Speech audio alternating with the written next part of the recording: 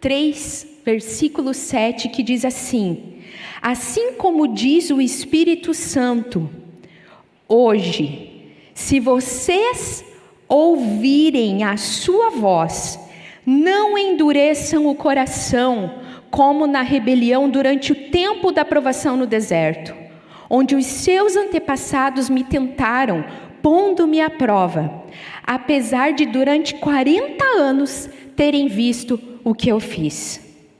Por isso fiquei irado contra aquela geração e disse: o seu coração está sempre se desviando, e eles não reconheceram os meus caminhos. Agora nós vamos para o 15.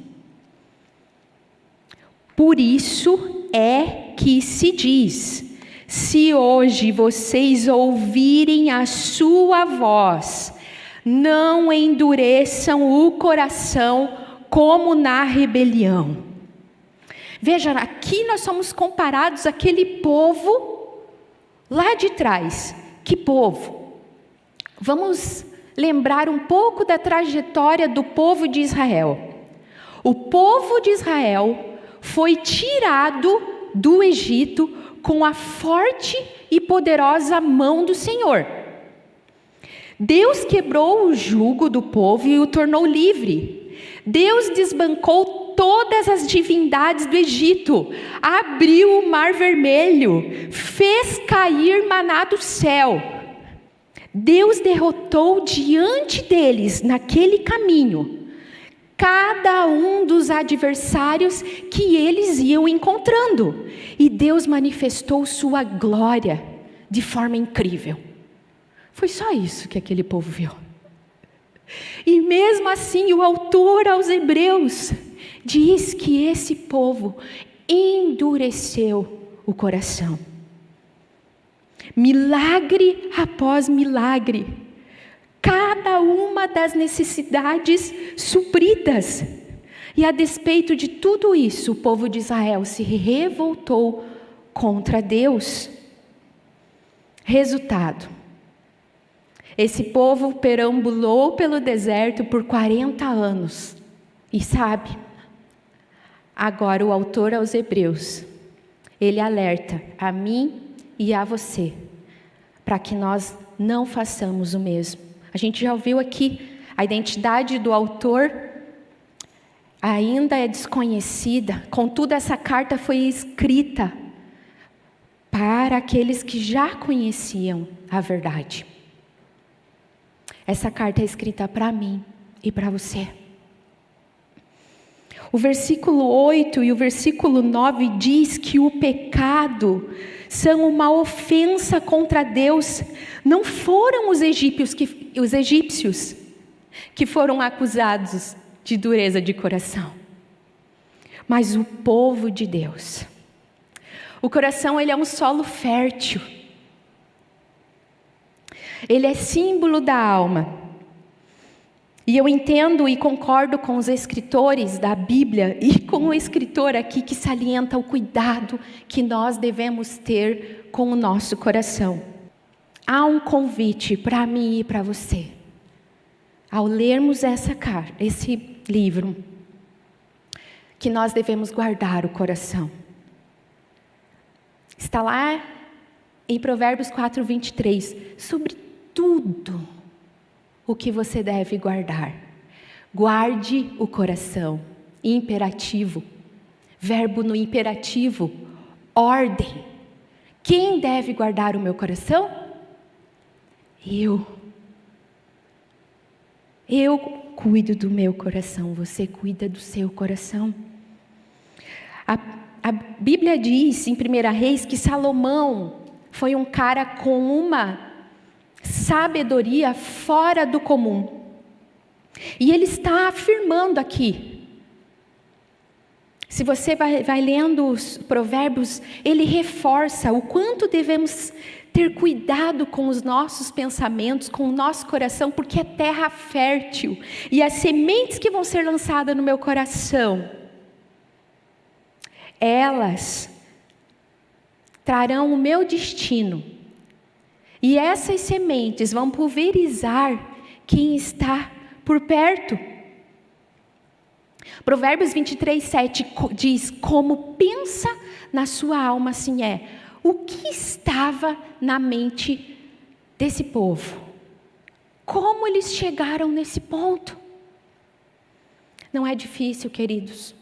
Nós somos muito reclamões, eu falo por mim. Nós tendemos a ver o que deu ruim, mas como a gente demora para compartilhar o que deu bom. Mas como nós tendemos a olhar para aquilo que está ruim em nossas vidas. Nós precisamos estar em alerta. Nós precisamos cuidar daquilo que abrigamos em nosso coração. Eu concordo com Maxwell Maltz, um psicólogo que diz que os pensamentos que são dirigidos pelo nosso coração são o piloto da nossa alma. Nós convidamos pensamentos, sabia? Mas também temos que adquirir o hábito de expulsar pensamentos. Nós temos o domínio. O autor segue, e o versículo 12 e o versículo 14, ele diz que eles duvidaram das promessas de Deus. Quantas promessas já nos foi entregue? Quanta coisa a gente viveu. Gente, nós estamos no dia 90 e pouquinho do ano. Quanta coisa, quanta conferência, quanta pregação, quantas ministrações nós já vivemos e o Senhor já falou. E quantas que a gente já esqueceu. O autor nos diz que nós devemos seguir nesse cuidado. Vigiar continuamente. E como nós fazemos isso? Na sequência, eu quero ler com vocês Hebreus 4, versículo 12. Pois a palavra de Deus é viva e eficaz, e mais afiada que qualquer espada de 2 gumes. Ela penetra até o ponto de dividir a alma e o espírito, juntas e medulas, e julga os pensamentos e intenções de coração. Nada em toda a criação está oculto aos olhos de Deus. Tudo está descoberto e exposto diante dos olhos daquele a quem devemos prestar contas. Essa palavra é comparada com uma espada. Por que será que o autor resolveu comparar essa palavra com uma espada? Então, o intuito de uma espada é penetrar de tal forma que ela destrua tudo que ela encontre. E com muito treino, é possível matar com uma única. O autor compara essa palavra com uma espada. Porque essa espada, ela consegue dividir, ela consegue penetrar na alma e no espírito. Queridos, essa palavra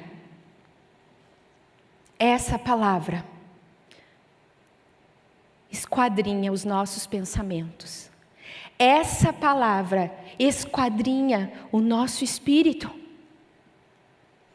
E por quê? E qual texto mais nós encontramos uma espada? Efésios 6. O que o texto diz de Efésios 6? A armadura espiritual.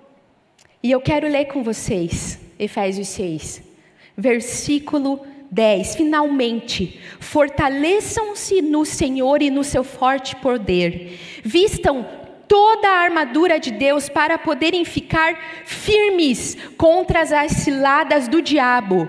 Pois a nossa luta não é contra seres humanos, mas contra os poderes e autoridades, contra os dominadores deste mundo de trevas, contra as forças espirituais do mal nas regiões celestiais. Por isso, vistam toda a armadura de Deus para que possam resistir no dia mau e permanecer inabaláveis, depois de terem feito tudo. Assim, mantenham-se firmes, cingindo-se com o cinto da verdade, vestindo a couraça da justiça, tendo os pés calçados com a prontidão do evangelho da paz. Além disso, usem o escudo da fé, com o qual vocês poderão apagar todas as setas inflamadas do maligno. Usem o capacete da salvação e a espada do Espírito, que é a palavra de Deus. Orem no Espírito em todas as ocasiões, com toda oração e súplica, tendo isso em mente. Estejam atentos e perseverem na oração com todos os santos. Essa palavra é arma de guerra. Nós estamos em guerra. E somente prontos, com essa espada em mãos, é que nós vamos vencer. Quando ocupamos a nossa mente e nos alimentamos dessa palavra, é isso que ocupa os nossos pensamentos, é nela que nós guardamos o nosso coração. Mas essa Bíblia, essa palavra de Deus, a Bíblia, ela é tão poderosa assim? Sempre há algo que tenta conotar poder. O poder está aqui na nossa mão e a gente não usa. Falando em poder, falando em espada, esse texto carrega alguns exemplos de heróis da fé. Mas antes disso, ele fala sobre fé.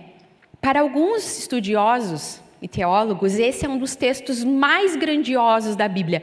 E ele é o único texto, o Hebreus 11, versículo 1. É o único texto que traz uma definição de fé na Bíblia toda. E o que é fé? A gente consegue decorar o versículo 1 e sair falando o que é fé, a gente declara ele rapidinho. Mas o que é viver em fé? A fé é a confiança inabalável de que um dia Deus cumprirá todas as suas promessas e profecias. Nós não vemos o próprio Deus, nós não vemos o Senhor Jesus assentado à direita de Deus Pai, nós não vemos o céu, não vemos o Espírito Santo, mas sabemos de tudo isso porque o Deus invisível se revelou a nós em sua palavra e em seu próprio Filho quando ele se fez carne. Porque Deus falou, nós cremos. Porque Deus prometeu, nós confiamos. Porque a palavra de Deus não pode falhar. A promessa de Deus e a realidade é a mesma coisa. Promessa de Deus e realidade é a mesma coisa. A fé não é um pedido para negarmos a realidade. Ela é um convite. Ela é uma oportunidade para nos apegarmos à realidade de Deus. Versículo 6 é um texto muito conhecido também por todos nós. Sem fé é impossível agradar a Deus, pois quem dele se aproxima precisa crer que ele existe e que recompensa aqueles que o buscam. A fé não é um pedido para negarmos a realidade, mas é um convite para crermos nas promessas do Senhor. Queridos, a fé não é uma certeza que nós não vamos passar por dificuldades, por situações ruins, por incertezas, por diagnósticos. Mas sabe, pela fé, diante de tudo aquilo que nós estamos enfrentando, pela fé nós avançamos, pela fé nós servimos, pela fé nós caminhamos. A palavra de Deus diz para nós vivermos um dia de cada vez. Basta cada dia o seu mal.